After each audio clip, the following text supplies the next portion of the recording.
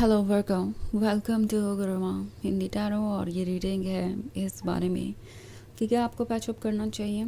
तो ये रीडिंग आपके लिए है अगर आप किसी ऐसी सिचुएशन में हैं जहां आपको ये डिसाइड करना है कि क्या किसी का प्रपोज़ल आपको एक्सेप्ट करना है या नहीं। लाइक कोई अगर इस रिलेशनशिप को वापस कंटिन्यू करना चाहता है, पैचअप करना चाहता है, तो आपको कितना सीरियसली लेना चाहिए उन बातों को और पैचअप करने का क्या रिज़ल्ट होगा।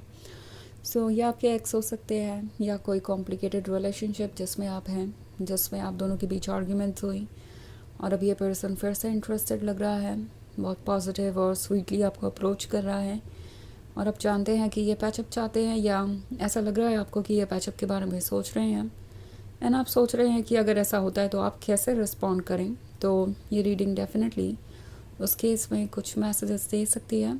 तो चलिए आगे बढ़ते हैं और देखते हैं आपके लिए क्या मैसेजेस हैं workers. Messages for workers.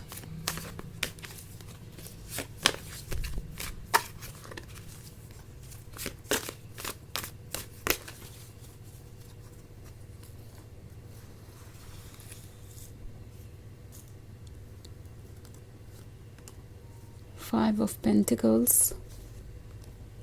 Temperance, the Sun, Queen of Swords and the King of Pentacles. हमारे पास है फाइव ऑफ पेंटिकल्स और टेम्परेंस। लगता है जैसे कि आपको किसी के बिहेवियर में कोई एक्स्ट्रा ऑर्डिनरी चेंज नज़र आ रहा है, ऐसा चेंज जो आपने एक्सपेक्ट नहीं किया था पर अब आपको दिखाई दे रहा है एंड आप सोच रहे हैं कि इसको आपको कैसे इंटरप्रेट करना चाहिए। क्या वाकई में ये कोई रियल चेंज है या ये कोई दिखावा है, क्योंकि आप फाइव ऑफ पेंटिकल्स वाली सिचुएशन से गुजरे हैं और इस रिलेशनशिप में आपको एक ऑप्शन की तरह ट्रीट किया गया हो सकता है। कोई थर्ड पार्टी वाली सिचुएशन हो सकती है जहाँ पे आपके पर्सन ने आपको प्रायोरिटी देने के बजाय किसी और को चूज़ किया था एंड उसके वजह से ही प्रॉब्लम्स बढ़ती गई और आप दोनों के बीच सेपरेशन आया एंड वो सारी बातें अभी भी आपको याद हैं एंड शायद इसलिए ये पैचअप वाला सवाल आपके दिमाग में है कि कहीं फिर से तो वही चीज़ें रिपीट नहीं होंगी और क्या आपको इनके साथ दोबारा पैचअप करना भी चाहिए।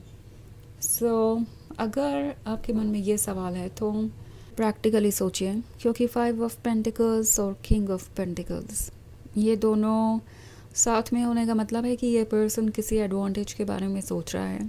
उन्हें ऐसा लगता है कि आप उन्हें कुछ ऑफ़र कर सकते हैं। ओके, ये पर्सन आपका सपोर्ट चाहता है। ये पर्सन ये फील करता है जैसे कि आप हर सिचुएशन में उनकी मदद कर सकते हैं। नाउ पेंटिकल्स है तो कुछ लोगों के लिए ये मनी से भी रिलेटेड हो सकता है इस पर्सन ने आपसे कुछ एक्सपेक्ट किया था कि आप उनकी फाइनेंशियली हेल्प करेंगे और जब आपने ऐसा नहीं किया तो वो आपसे दूर चले गए, या ये पर्सन आपसे इसीलिए वापस पैचअप करना चाहेगा क्योंकि उन्हें लगता है कि उन्हें आपसे कुछ मिल सकता है लव के अलावा भी। तो ये सेल्फ सेंटर्ड हो चुके हैं और इस वक्त अपने बारे में ही सोच रहे हैं और ये जो सेल्फिश एनर्जी है ये आपको बाद में हर्ट कर सकती है। टैरो आपसे कह रहा है कि आपको प्रैक्टिकली सोचने की ज़रूरत है कि द सन आपके लिए कौन सी चीज़ लेके आएगी, हैप्पीनेस और लव एंड लाइट, कौन सी चीज़ इस रिलेशनशिप में ला सकती है। आई थिंक टैरो आपसे कह रहा है कि क्वीन ऑफ सॉर्ड्स इस वक्त आपसे जो कह रही है उसे सुनिए। आप क्वीन ऑफ सॉर्ड्स वाले एनर्जी में हैं। आप सैड हो सकते हैं, आप अपसेट हो सकते हैं, आप लॉस्ट हो सकते हैं, हार्ट ब्रोकन हो सकते हैं, पर आप सोच बिल्कुल सही रहे हैं। आपका दिमाग इस वक्त जो आपसे कह रहा है उसे सुनना ज़रूरी है। क्वीन ऑफ सॉर्ड्स को पता है कि उसके लिए क्या इम्पोर्टेंट है क्या नहीं। वो स्ट्रिक्ट बाउंड्रीज ड्रॉ करती है, अपने प्रिंसिपल्स और मॉरल्स को कभी सेक्रीफाइस नहीं करती एंड टैरो आपसे कह रहा है कि आप इस एनर्जी में है तो किसी वजह से ही है। यूजुअली लोग ये समझते हैं कि क्वीन ऑफ सॉर्ड्स वाली एनर्जी नेगेटिव है, बुरी है, पर ऐसा नहीं है। इसके पीछे भी कुछ पर्पस होता है और आप अगर इतने सैड है तो क्वीन ऑफ सॉर्ड्स आपसे कह रही है कि आपको डेप्थ में जाना चाहिए, डिटेल्स में देखना चाहिए कि ये जो सैडनेस है वो आ कहाँ से रही है, इसका सोर्स क्या है और क्यों आप इतने अनकंफर्टेबल हो गए हैं। अगर ऐसा है तो अपने अंदर की आवाज़ को सुनिए कि कौन से इश्यूज़ आपको परेशान कर रहे हैं। उन इश्यूज़ को या तो सॉर्ट आउट कीजिए या उन्हें पूरी तरीके से कट ऑफ कीजिए, तभी जाके आप इस क्वीन ऑफ सोर्ड्स वाली एनर्जी से बाहर आएंगे। Okay, queen of swords loyal है, डेडिकेटेड है, पर इसका मतलब ये नहीं है कि वो पूरी तरीके से ब्लाइंडली किसी को फॉलो करती है। टैरो आपसे कह रहा है कि अपने उस इनर क्वीन को सुनिए जो आपके अंदर है, जो आपसे कह रही है कि अगर कुछ ठीक नहीं है तो आप यहाँ बिलोंग नहीं करते और आपको इसका सॉल्यूशन निकालना चाहिए या तो यहाँ से आगे बढ़ना चाहिए। बहुत सारी चीज़ें मैं होती हुई देख रही हूँ जो कि आपको कंफ्यूज कर रही है, बट यहाँ पे टैरो आपसे कह रहा है कि अपने दिमाग को मत इग्नोर कीजिए। जो प्रॉब्लम्स नज़र आ रही हैं या तो उन प्रॉब्लम्स को सॉर्ट आउट कीजिए या उन प्रॉब्लम्स को कट ऑफ करके आगे बढ़ जाइए इन केस आपको सॉल्यूशन नहीं मिलता है तो।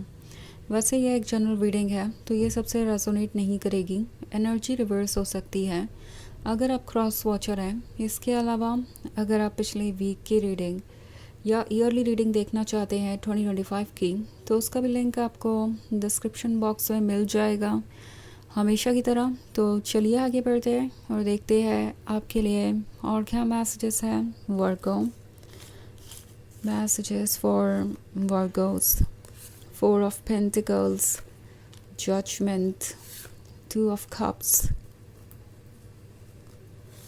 and Queen of Wands, also Princess of Pentacles. Okay. हमारे पास है जजमेंट। टैरो आपसे कह रहा है कि जजमेंट लेना ज़रूरी है, एक डिसीजन प्रॉपर अगर आप ले पाए तो डेफिनेटली आपके लिए ही अच्छा होगा। 2 of Cups का कार्ड है तो ऑफ कोर्स डायलॉग चल रहा है आपके दिल और दिमाग के बीच। अपना टाइम लीजिए बिकॉज़ इस वक्त आपके लिए बहुत सारी फीलिंग्स हो सकती है हैंडल करने के लिए। इट्स लाइक मिक्स्ड फीलिंग्स है, बहुत सारे थॉट्स हैं, बहुत सारे आइडियाज़ है जिनको आपको एड्रेस करना है। तो अपना टाइम लीजिए, इस डिस्कशन को पहले सॉर्ट आउट कीजिए एंड उसके बाद कोई डिसीजन लीजिए। क्वीन ऑफ वॉन्ड्स का कार्ड है तो आप गॉर्जियस हैं, आप कॉन्फिडेंट हैं, आप तो डेफिनेटली ये जो रिलेशनशिप है वो इसलिए ये पर्सन आगे बढ़ाना चाहता है क्योंकि उन्हें पता है कि आपका वर्थ क्या है। ओके, वो जानते हैं कि आप ये क्वीन ऑफ वॉन्ड्स हैं, उन्हें ये क्वीन ऑफ वॉन्ड्स चाहिए बट प्रिंसेस ऑफ पेंटिकल्स के बिना, जो कि आप हैं। अगर आप एक इंटरेस्टिंग चीज़ देखें इस रीडिंग में तो वो ये है कि यहाँ पे क्वीन ऑफ स्वॉर्ड्स है, फिर क्वीन ऑफ वॉन्ड्स है और लास्ट में ये प्रिंसेस ऑफ पेंटिकल्स है। तो उन्हें दिख रहा है कि आप अब इमोशन से गाइडेड नहीं हैं। लाइक अगर आपके इमोशंस अभी भी है उनके लिए तो भी वो इमोशंस आपको इस हद तक मजबूर नहीं कर सकते कि आप कुछ भी फैसला लेंगे सिर्फ इसलिए क्योंकि आपको उनके साथ रिलेशनशिप में रहना है। उन्हें दिख रहा है कि आप कितने ज़्यादा स्ट्रॉन्ग हैं, प्रैक्टिकली सोच सकते हैं और बाउंड्रीज ड्रॉ कर सकते हैं। 4 ऑफ पेंटिकल्स है तो टैरो आपसे कह रहा है कि आपको क्लियरली सोचना चाहिए इससे पहले कि आप आगे बढ़े, बिकॉज़ ये पर्सन अभी भी चाहेगा कि वो अपने अकॉर्डिंग चीज़ों को हैंडल करे अपने कंफर्ट जोन में रह के।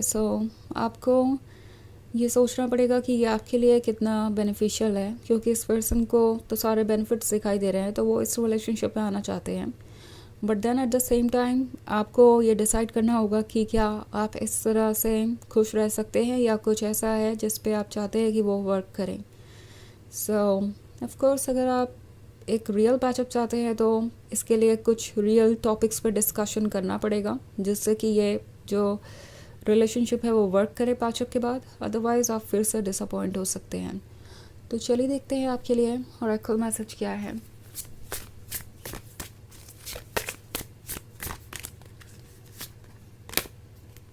Unicorn, believe in the impossible for it believes in you. तो ये कार्ड आपसे कह रहा है कि इम्पॉसिबल चीज़ों पे बिलीव कीजिए क्योंकि इम्पॉसिबल आप पे बिलीव करता है।